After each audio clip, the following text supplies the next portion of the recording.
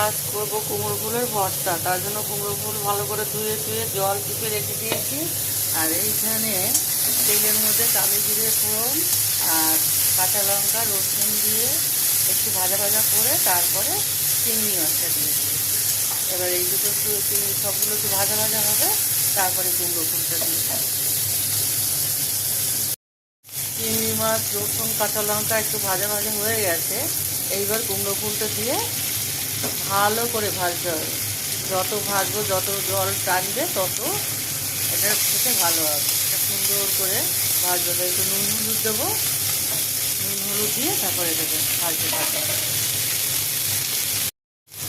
এই যে সামান্য একটু লবণ আর এই যে হলুদ দিয়েছি, এবার সুন্দর করে ভাজবো এটাকে।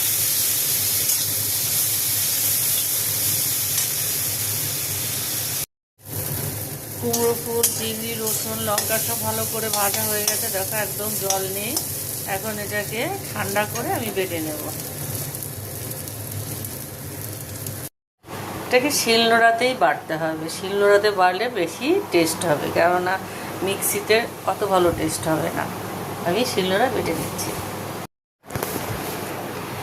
যেহেতু ভর্তা তাই একটু কাঁচা সর্ষের তেল লাগবে। বাটা হয়ে গেছে, একটু কাঁচা সর্ষের তেল দিয়ে মেখে পরিবেশন করব।